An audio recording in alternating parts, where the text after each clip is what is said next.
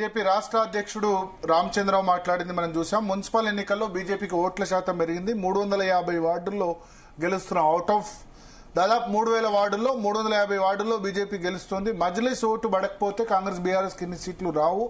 మజ్లిస్ వీళ్లను కలిపి గెలిపించిందన్నారు. పార్టీ కార్యకర్తలందరూ కూడా ఆయన ధన్యవాదాలు తెలియజేశారు. 2 కార్పొరేషన్స్ భారతీయ జనతా పార్టీ గెలిచే పరిస్థితుంది. జూబ్లీహిల్స్ ఎలక్షన్ డిసప్పాయింటింగ్ రిజల్ట్ తర్వాత మున్సిపల్ ఎన్నికలు, మున్సిపల్ కార్పొరేషన్ ఎన్నికలు ఒక విధంగా చెప్పాలంటే భారతీయ జనతా పార్టీ కార్యకర్తల ఆత్మస్థైర్యాన్ని చాలా వరకు పెంచాయి. ముఖ్యంగా బండి సంజయ్, అరవింద్ ఇద్దరు, మున్నూరు కాప్ బ్రదర్స్ వాళ్ళిద్దరు కూడా ఒక విధంగా స్ట్రాంగ్ పిల్లర్స్ మున్నూరు కాప్ కమ్యూనిటీ నుంచి వచ్చి వాళ్ళు కరీంనగర్ లో, నిజామాబాద్ లో 2 చోట భారతీయ జనతా పార్టీని నిలబెడుతున్నారు. అదొకటే కాకుండా ఆ పార్లమెంట్ సెగ్మెంట్ కూడా చాలా అద్భుతంగా చేశారు. ఇంతకుముందు మనం కరీంనగర్ పార్లమెంట్ సెగ్మెంట్ గురించి డిస్కస్ చేశాం.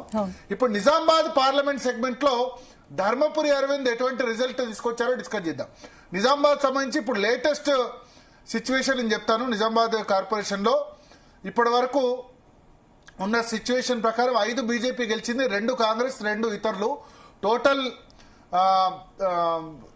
టోటల్ గనుక ఇప్పటికే 27-28 భారతీయ జనతా పార్టీకి వచ్చే పరిస్థితి ఉందని అక్కడ ఉన్నవాళ్ళు చెప్తున్నారు. నిజామాబాద్ కార్పొరేషన్ సంబంధించి ఆల్రెడీ అక్కడ 19 స్థానాల్లో లీడ్ లో ఉంది. ఆల్రెడీ ఒక 7-8 భారతీయ జనతా పార్టీ గెలిచింది. సో టోటల్ గా 27-28 దగ్గర రావచ్చు. అయితే నిజామాబాద్ పార్లమెంట్ సెగ్మెంట్ లో ఎటువంటి రిజల్ట్ తీసుకొచ్చారు బండి సంజయ్ అన్నది చూద్దాం. నిజామాబాద్ పార్లమెంట్ సెగ్మెంట్ లో నిజామాబాద్ కార్పొరేషన్ ఆల్రెడీ డిస్కస్ చేశాం. సింగిల్ లార్జెస్ట్ పార్టీగా బీజేపీ ఉండబోతుంది. సొంతంగా మేయర్ సీటును కైవసం చేసుకుంటారా లేకపోతే ఎవరు సపోర్ట్ అన్న అవసరం పడుతుందో చూడాలి. జగిత్యాల్లో నిజామాబాద్ పార్లమెంట్ సెగ్మెంటే Congress 21, BRS 4, BJP 6, independents 17. So Jagtial assembly నియోజకవర్గంలో 6 స్థానాల్లో బీజేపీ గెలిచింది. బోగస్ రావణి జగిత్యాల అక్కడ మున్సిపల్ చైర్మన్ గా గతంలో పనిచేశారు. సో ఆమె నేతృత్వంలో జగిత్యాల్లో ఎన్నికలు వెళ్ళింది. మంచి రిజల్టే, ఎందుకంటే జీవన్ రెడ్డి, సంజయ్ కుమార్ ఇద్దరు కొట్టుకున్న పరిస్థితిలో బీఆర్ఎస్ కంటే ఎక్కువ సీట్లు జగిత్యాల్లో ధర్మపురి అరవింద్ నేతృత్వంలో, బోగస్ రావణ్ నేతృత్వంలో వచ్చాయి. అక్కడ జగిత్యాల్లో 6 సీట్లు భారతీయ జనతా పార్టీ గెలిచింది. బీఆర్ఎస్ కు కేవలం 4 మాత్రమే వచ్చాయి. సో బీఆర్ఎస్ ను ఆల్మోస్ట్ 4వ స్థానంలోకి అక్కడ బీజేపీ నెట్టగలిగింది. నెక్స్ట్ చూస్తే రాయకల్ మున్సిపాలిటీ కూడా జగిత్యాల అసెంబ్లీ నియోజకవర్గం పరిధిలోకి వస్తుంది. ఇది కూడా ధర్మపురి అరవింద్ నిజామాబాద్ పార్లమెంట్ సెగ్మెంట్ పరిధిలోకి, జగిత్యాల అసెంబ్లీ పరిధిలోకి వస్తుంది. రాయకల్లో సింగిల్ లార్జెస్ట్ పార్టీగా భారతీయ జనతా పార్టీ నిలిచింది. 12 వార్డులకి రాయకల్లో BJP 5, Congress 3, BRS 3, 1 independent. So Raikal municipal chairman పీఠం భారతీయ జనతా పార్టీ కైవసం చేసుకునే అవకాశాలు లేవు. ఒకవేళ గనక బీఆర్ఎస్ కానీ కాంగ్రెస్ కానీ సపోర్ట్ చేస్తే రాయకల్ మున్సిపల్ చైర్మన్ పీఠం భారతీయ జనతా పార్టీ కైవసం అయ్యే అవకాశాలు మనకు స్పష్టంగా కనబడుతున్నాయి. సో ధర్మపురి అరవింద్ ఘనత ప్లస్ బోగస్ రావణి జగిత్యాల అసెంబ్లీ నియోజకవర్గ ఇన్ఛార్జ్ తో జగిత్యాల రాయకల్లో మంచి రిజల్ట్. ఇక్కడ జగిత్యాల రాయకల్లో అయితే బీఆర్ఎస్ ప్లస్ కాంగ్రెస్ ఇద్దరిని కూడా 2nd, 3rd పొజిషన్ లోకి బీజేపీ నెట్టివేయడం జరిగింది. ఇది ధర్మపురి అరవింద్ పార్లమెంట్ కాన్స్టిట్యున్సీ సంబంధించింది. కోరుట్ల మరొక అసెంబ్లీ నియోజకవర్గం. కోరుట్లలో Congress 18, BRS 8, BJP 6, 1 independent. So BJP 6 సీట్లు కోరుట్లలో బీజేపీకి వచ్చాయి. మంచి సీట్సే అక్కడ వచ్చాయి. 18 కాంగ్రెస్ కు వచ్చాయి. బీఆర్ఎస్ 8. అక్కడ సిట్టింగ్ ఎమ్మెల్యే కల్వకుంట్ల సంజయ్, కల్వకుంట్ల విద్యాసాగర్ 4 సార్లు మాజీ ఎమ్మెల్యే ఉన్నారు. అయినప్పటికీ కోరుట్లలో ధర్మపురి అరవిందే లాస్ట్ టైం ఎమ్మెల్యే అభ్యర్థిగా పోటీ చేసి ఒక 10,000 ఓట్లతో ఓడిపోయారు. బట్ 6 సీట్స్ అంటే బీఆర్ఎస్ కి 8 వచ్చాయి, బీజేపీ కూడా దాదాపు సరిసమానంగా 8 వచ్చాయి. సో కోరుట్ల అసెంబ్లీ నియోజకవర్గంలోనే మరో మున్సిపాలిటీ మెట్పల్లి మున్సిపాలిటీలో సింగిల్ లార్జెస్ట్ పార్టీగా భారతీయ జనతా పార్టీ ఉంది. సింగిల్ లార్జెస్ట్ పార్టీ టోటల్ 26 అయితే భారతీయ జనతా పార్టీకి 10 వచ్చాయి, కాంగ్రెస్ బీఆర్ఎస్ కు 6 వచ్చాయి. సో ఇది ధర్మపురి అరవింద్ ఘనత. మెట్పల్లిలో 10 బీజేపీ, 6 కాంగ్రెస్, 6 బీజేపీ, 4 ఇండిపెండెంట్లు. సో ఈ 4 ఇండిపెండెంట్లు గనక బీజేపీకి సపోర్ట్ చేస్తే 10 + 4 14. మెట్పల్లి మున్సిపల్ చైర్మన్ బీఆర్ఎస్ అనుకున్నారు, బీఆర్ఎస్ కు రాలేదు, కాంగ్రెస్ రాలేదు. Surprise result Bharatiya Janata party Metpalli municipal chairman ను ఈ నలుగురు ఇండిపెండెంట్లు కూడా కలిస్తే కైవసం చేసుకునే అవకాశం ఉంది. సింగిల్ లార్జెస్ట్ పార్టీగా మెట్పల్లిలో నిలిచింది. సో జగిత్యాల కోరుట్లలో చాలా క్లియర్ రిజల్ట్ ధర్మపురి అరవింద్ తీసుకురాగలిగారు. ఇక నిజామాబాద్ సెగ్మెంట్ సంబంధించి మరొకటి చూద్దాం. బోధన్లో 17 కాంగ్రెస్ వచ్చాయి, బీఆర్ఎస్ 5, బీజేపీ 3, ఎంఐఎం 13 చోట్ల. ఇక్కడ చాలా ముస్లిం పాపులేషన్ ఉంటుంది.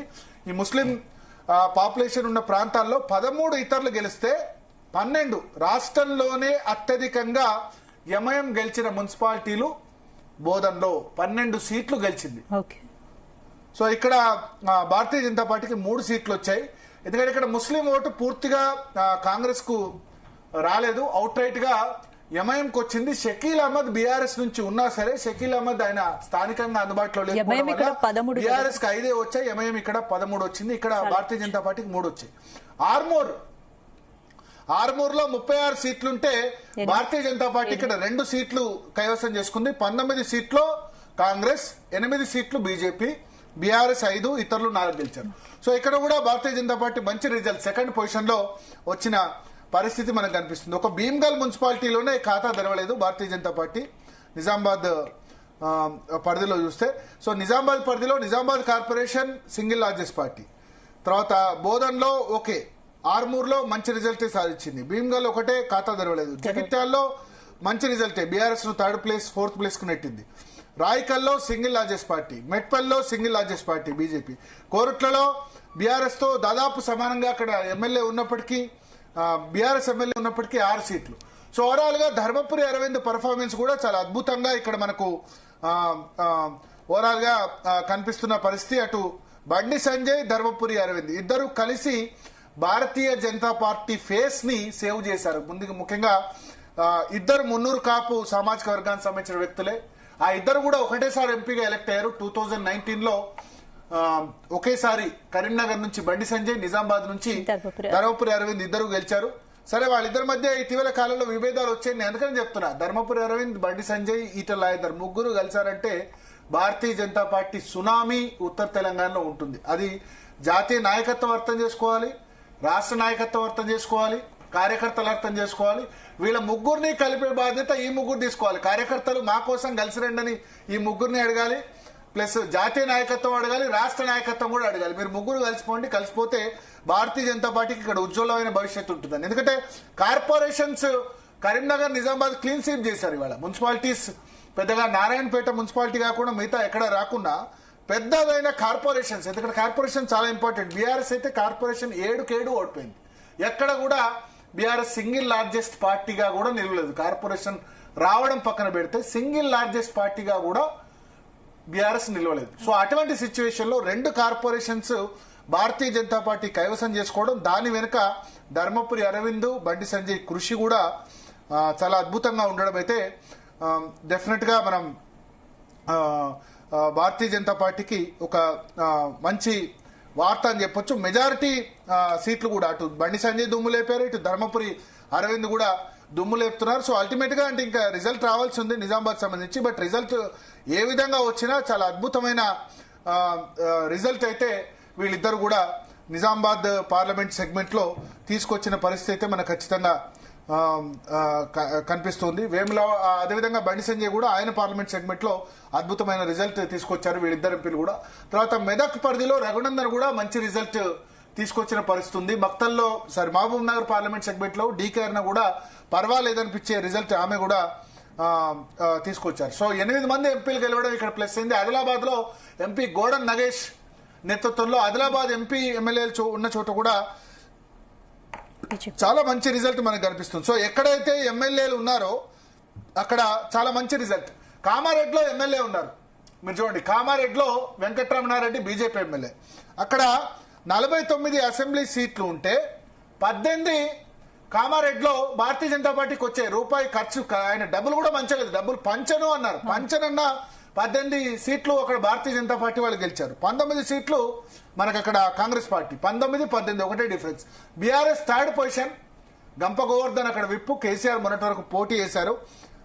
షబ్బీర్ అలీ చాలా సంవత్సరాలుగా కామారెడ్డి పట్టుకుని ఉన్నారు. అయినా 19 సీట్లు కాంగ్రెస్ అయితే బీఆర్ఎస్ కు 10 సీట్లు అయితే బీజేపీకి 18 వచ్చాయి. సో ఎమ్మెల్యేలు ఎంపీలు ఉన్న చోట గట్టిగా ఫైట్ చేస్తే రిజల్ట్ వస్తుందనడానికి కామారెడ్డి సీటు పర్ఫెక్ట్ ఎగ్జాంపుల్. అట్లాగే ఆదిలాబాద్ లో పాయల్ శంకర్ ఉన్నారు, బీజేపీ ఏమంటారు డిప్యూటీ ఫ్లోర్ లీడర్. 49 ఆదిలాబాద్ లో ఉంటే 21 Bharatiya Janata party, single largest party Bharatiya Janata party. BRS 3వ స్థానంలో 6 వస్తే గనక కాంగ్రెస్ 11 గెలిచింది. కాంగ్రెస్ 11, భాజపా 21, బీఆర్ఎస్ 6, ఇతరులు 11 గెలిచారు. ఇక్కడ దీనిలో కూడా బీజేపీ రెబల్స్ ఉన్నారట. ఇతరులు 11 అంటే మజ్లిస్ కూడా కొంత గెలిచే ఉంటది. ఇక్కడ ఎంఐఎం ఆదిలాబాద్ లో 6 చోట్ల గెలిచింది. సో బహుశా ఎంఐఎం సపోర్ట్ కాంగ్రెస్ కు ఉండొచ్చు. 11 + 6 కలిపితే 17 అవుతుంది. కానీ బీజేపీ 21 ఉంది. ఇక్కడ బీఆర్ఎస్ కనుక సపోర్ట్ చేస్తే ఆదిలాబాద్ మున్సిపాలిటీలో బీఆర్ఎస్ బీజేపీ కలిస్తే ఆదిలాబాద్ మున్సిపాలిటీని బీఆర్ఎస్ ఈజీగా, భారతీయ జనతా పార్టీ ఈజీగా గెలుచుకునే అవకాశాలు స్పష్టంగా మనకు కనిపిస్తున్నాయి. సో ఎక్కడెక్కడైతే ఎమ్మెల్యేలు ఉన్నారో అక్కడ కామారెడ్డిలో వెంకటరమణారెడ్డి బీజేపీ నిలబెట్టారు, ఆదిలాబాద్ లో పాయల్ శంకర్ నిలబెట్టారు. తర్వాత సిర్పూర్ నిర్మల్లో మహేశ్వర్ రెడ్డి కూడా మంచి రిజల్ట్ తీసుకొచ్చారు. కాంగ్రెస్ 24-42కు, బీజేపీ 13 వచ్చింది, బీఆర్ఎస్ 2, ఇతరులు 3. ఇతరులు 3 అంటే ఇక్కడ కూడా నిర్మల్లో కూడా ఎంఐఎం 2 చోట్ల గెలిచింది. సో 13 అంటే ఓకే పర్లేదు. కాంగ్రెస్ తర్వాత 2వ పొజిషన్ లో ఇక్కడ నిలిచిన పరిస్థితి. బైన్సాలో కూడా అంటే ముదోల్లో బీజేపీ ఎమ్మెల్యే ఉన్నారు రామారావు పటేల్. ఇక్కడ ముదోల్లో 19 చోట్ల ఇతరులు గెలిచారు. దానిలో మజ్లిస్ బైన్సాలో 12 సీట్లు ఏకంగా, బైన్సాలో మజ్లిస్ ఏకంగా 12 సీట్లు గెలిచింది. బీజేపీ 6 చోట్ల గెలిచింది, కాంగ్రెస్ 1 చోట. సో ఇండిపెండెంట్లు ఒక 6-7 ఇక్కడ గెలిచారు. సో ముదోల్ రామారావు పటేల్ ఉన్న చోట కూడా, ఎమ్మెల్యే ఉన్న చోట కూడా బీజేపీ పర్వాలేదన్న రిజల్ట్ సాధించింది. ఖానాపూర్ లో కూడా భారతీయ జనతా పార్టీకి 4 సీట్లు, బీఆర్ఎస్ కు 4 సీట్లు, కాంగ్రెస్ కు 3 సీట్లు వచ్చాయి, 1 ఇతరులు. సో ఖానాపూర్ లో కూడా సింగిల్ లార్జెస్ట్ పార్టీగా బీజేపీ బీఆర్ఎస్ స్వస్థలం. సో అక్కడ ఏంటి భారతీయ జనతా పార్టీ 4, బీఆర్ఎస్ 4, కాంగ్రెస్ అక్కడ ఎమ్మెల్యే ఉన్నారు వెడ్మ బొజ్జు, బట్ 3 వచ్చాయి. ఎందుకు రీజన్? మొదటి నుంచి అక్కడ కొంచెం బీజేపీ ఎక్కువ వస్తుంది అనుకున్నారు, బట్ బీజేపీ 4 వచ్చాయి. Okay, out of 12 4. బట్ అక్కడ రమేష్ రాథోడ్ చనిపోయారు కదా. సో కాంగ్రెస్ ఎమ్మెల్యే ఉన్నా సరే అక్కడ కేటీఆర్ మిత్రుడు జాన్సన్ నాయక్ కూడా అక్కడ ఖానాపూరే. బట్ బీజేపీ బీఆర్ఎస్ 2 కూడా ఈక్వల్ గా ఇండిపెండెంట్ ఒకటి వచ్చింది. ఎస్, ఆర్మూర్లో రాకేష్ రెడ్డి ఎమ్మెల్యే ఉన్న చోట బీజేపీకి అవుట్ ఆఫ్ 36 8 వచ్చాయి. తర్వాత సిర్పూర్ కాగజ్ నగర్ లో ఒకసారి ఎటువంటి రిజల్ట్ వచ్చిందో చూద్దాం. సిర్పూర్ కాగజ్ నగర్ లో 10 కాంగ్రెస్, 10 బీఆర్ఎస్, బీజేపీ 5, ఇతరులు 5 ఉన్న పరిస్థితి. ఇది కూడా కంప్లీట్లీ బీజేపీ బీఆర్ఎస్ 2 చోట్ల కలిస్తే గనక చాలా చోట్ల కూడా మున్సిపాలిటీస్ వస్తాయనడానికి ఇది ఒక పర్ఫెక్ట్ ఎగ్జాంపుల్ గా కనిపిస్తుంది. సో ఓవరాల్ గా ఇది అంటే సిచ్యువేషన్. హంగ్ మున్సిపాలిటీస్ చాలా చోట్ల కూడా ఏర్పడ్డాయి. నిజామాబాద్ ప్లస్ కరీంనగర్ ఈ 2 చోట్ల కూడా ధర్మపురి అరవింద్, బండి సంజయ్ ఇద్దరి ప్రభంజనం అయితే మనకు ఖచ్చితంగా కనబడుతుంది. ఇంకా ముఖ్యమైన విషయం ఏంటంటే కొద్దిసేపటి క్రితం ప్రియాంక గాంధీని రేవంత్ రెడ్డి ఢిల్లీ పర్యటనలో ఉన్నారు. ప్రియాంక గాంధీని కలిశారు. ప్రియాంక గాంధీ అభినందించారు కాంగ్రెస్ పార్టీ మున్సిపాలిటీలో చెప్తున్న విజయానికి సంబంధించి. అయితే కొద్దిసేపటి క్రితమే సమాచారం అవుతుంది, గజ్వేల్ మున్సిపాలిటీ బీఆర్ఎస్ కైవసం చేసుకుంది. కేసీఆర్ అడ్డా, కానీ అంత కంఫర్టబుల్ రిజల్ట్ ఏం లేదు. 20 సీట్లకు బీఆర్ఎస్ కు కేవలం 11 వచ్చాయి. సో నేరో మార్జిన్ తో మున్సిపాలిటీ వచ్చింది. Congress 7, BJP 1, independent 1. సో 21 సీట్లు రావాలి.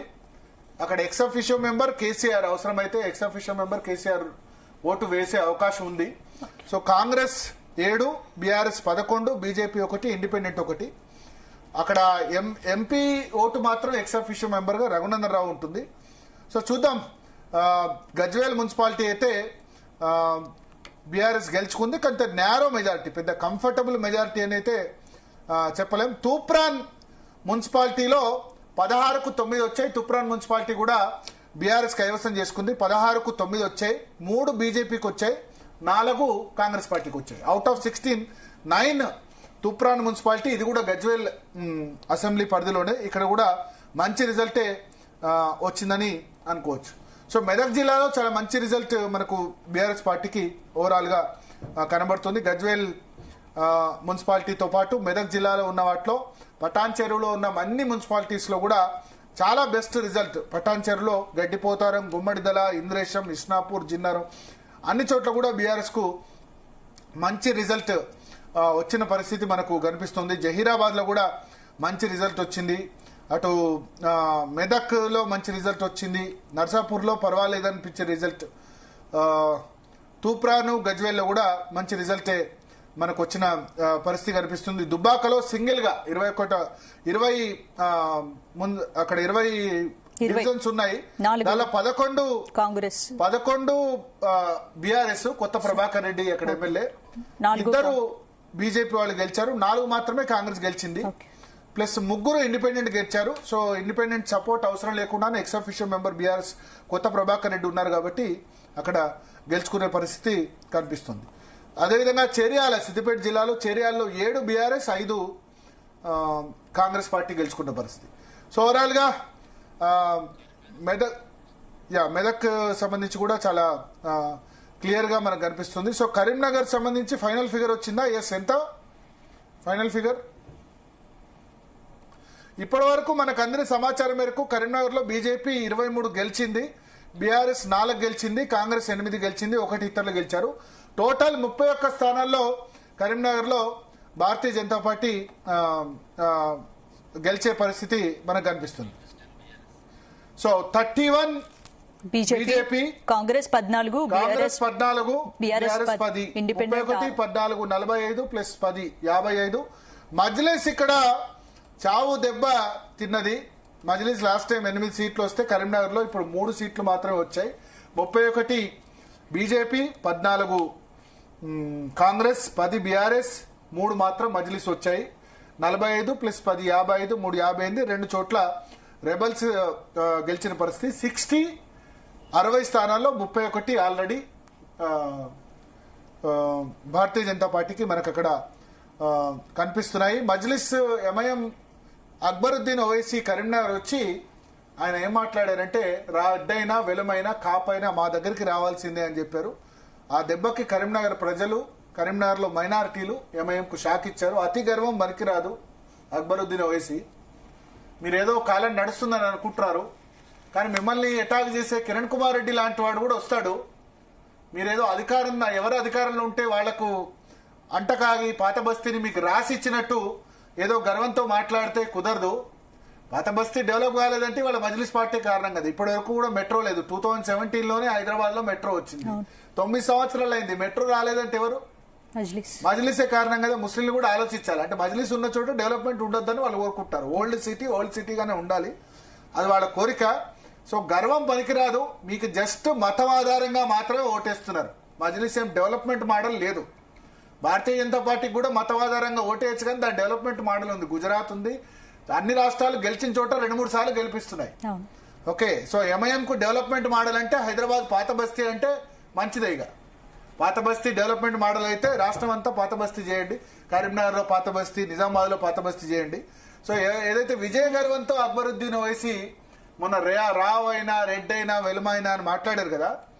సో రెడ్ అయినా రావ్ అయినా వెలుమైనా వాళ్ళు ఓట్ల కోసం వస్తారు, డెవలప్మెంట్ కోసం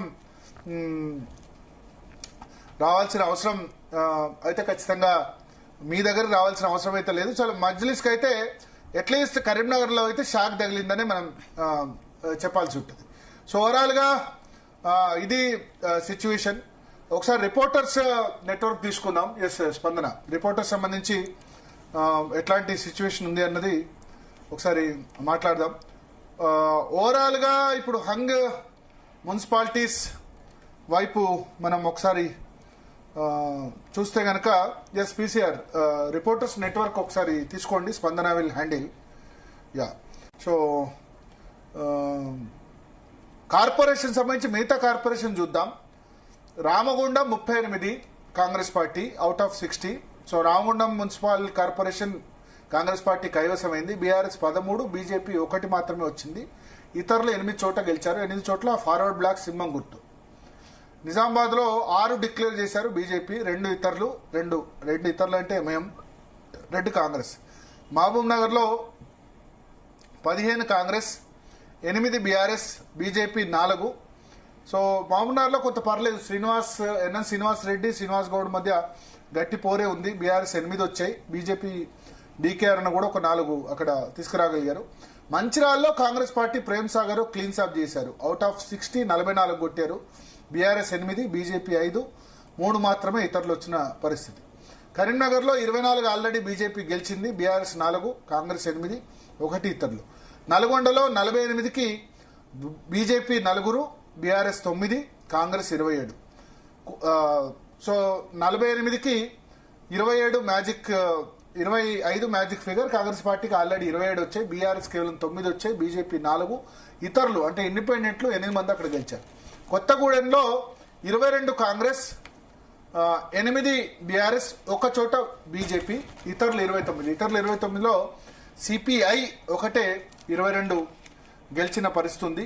సిపిఎం కూడా కొన్ని సీట్లు గెలిచిందని చెప్తున్నారు. సిపిఎం 1 చోట వచ్చింది. సో అక్కడ బహుశా సిపిఐ కాంగ్రెస్ అలయన్స్ లో ఉంటుందా, వేరే విధంగా ఉంటుందా అన్నది అయితే ఒకసారి ఒకసారి చూడాల్సి ఉంది. సో హంగ్ మున్సిపాలిటీస్ అయితే మనకు చాలా చోట్ల కనిపిస్తున్నాయి. ఒకసారి హంగ్ మున్సిపాలిటీస్, ఆదిలాబాద్ మున్సిపాలిటీలో హంగ్ ఉంది. హంగ్ మున్సిపాలిటీస్ ఇవే అని కూడా మనం ఒక టైటిల్ పెట్టుకోవచ్చు. Alert social media team, PCR desk. Hung మున్సిపాలిటీల గురించి ఒకసారి అనాలిసిస్ చేద్దాం. ఆదిలాబాద్ లో హంగ్ ఉంది. 49 మున్సిపాలిటీల్లో 21 బీజేపీ, బీఆర్ఎస్ 6, కాంగ్రెస్ 11 గెలిచాయి. ఇక్కడ మజ్లిస్ పార్టీ ఆదిలాబాద్ లో 6 చోట్ల గెలిచింది, 5 చోట్ల ఇండిపెండెంట్. ఇది hung, BJP single largest party. అట్లాగే next hung municipality, Jagtial hung municipality. Congress 23 గెలిచింది, బీఆర్ఎస్ 4, బీజేపీ 6, ఇతరులు 17. సో జగిత్యాల్లో ఒకసారి గోపిని ఫోన్ లైన్లో తీసుకోండి, జగిత్యాలకు సంబంధించి. ఓకే, సో జగిత్యాలకు సంబంధించి చూసుకుంటే 23 కాంగ్రెస్, బీఆర్ఎస్ 4, బీజేపీ 6, ఇతరులు 17. సో సంజయ్ కుమార్ కూడా పర్లేదు రిజల్ట్. 17 మంది ఇండిపెండెంట్లు గెలిచిన సంజయ్ కుమార్ బీఫామ్ ఇచ్చిన వాళ్ళు అక్కడ 30 మంది ప్లస్ 20 మంది జీవన్ రెడ్డి ఇచ్చిన బీఫామ్ ఇచ్చిన వాళ్ళకు కూడా సంజయ్ కుమార్ ప్రచారం చేశారు. 50లో కాంగ్రెస్ 23 వచ్చింది, ఇండిపెండెంట్లు 17 మంది గెలిచారు. సో జీవన్ రెడ్డి సపోర్ట్ లేకుండానే ఎక్స్ అఫీషియో మెంబర్ కనుక సంజయ్ ఓటేసి ఇంకొక ఇండిపెండెంట్ ఇటువైపు లాగినా సరే జగిత్యాల్లో without Jeevan Reddy support Congress will easily sail through Congress Jagtial municipality. So ఒకసారి తిరుపతిరావు మన ప్రతినిధి ఫోన్ లైన్ లో సిద్ధంగా ఉన్నారు, కొత్తగూడెం మున్సిపల్ కార్పొరేషన్ సంబంధించి. ఎస్ తిరుపతిరావు, ఏంటి కొత్తగూడెంలో టోటల్ గా సిపిఎం కాంగ్రెస్ పొత్త?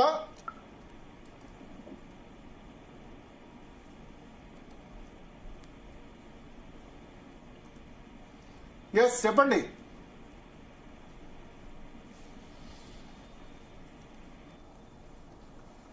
తిరుపతిరావు చెప్పండి.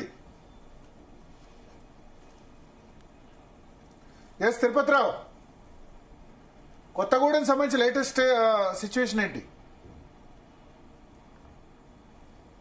సో కొత్తగూడెం మున్సిపాలిటీలో టోటల్ 60లో కాంగ్రెస్ 22, బీఆర్ఎస్ 8, బీజేపీ 1, ఇతరులు 29. దీనిలో సిపిఐ ఒకటే దాదాపు 23-24 సీట్లు వచ్చాయి. సిపిఐకి ఓపెన్ ఆఫర్ డిక్లేర్ అయితే మనకు చేశారు.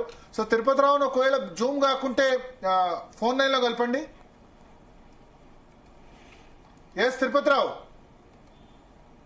అంటే హంగ్ ఇంకో 7 మున్సిపాలిటీలో వచ్చినట్టు తెలుస్తుంది. సో ఓవరాల్ గా హంగ్ వచ్చిన మున్సిపాలిటీ నేను చెప్తాను. జగిత్యాలలో హంగ్ వచ్చింది, రాయకల్లో హంగ్ వచ్చింది. 12కు 5 BJP, 3 Congress, 3 BRS, 1 independent.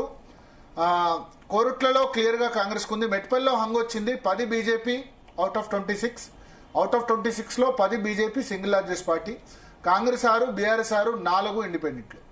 జనగాంలో hung వచ్చింది, 30 సీట్లకు బీఆర్ఎస్ 13, కాంగ్రెస్ 12, 5 ఇండిపెండెంట్లు. నెక్స్ట్ గద్వాల్లో హంగ్ వచ్చింది, 37కు బీఆర్ఎస్ 11, కాంగ్రెస్ 16, 7 బీజేపీ గెలుచుకుంది, 3 చోట్ల ఇండిపెండెంట్లు గెలిచారు. అంటే రీసెంట్ గా హంగ్ వచ్చిన మున్సిపాలిటీలు అయితే జహీరాబాద్, ఇస్నాపూర్, కోహీర్, ఇంద్రేశం, జిన్నారం, మెదక్, నర్సాపూర్ లో హంగ్ వచ్చినట్టు తెలుస్తుంది.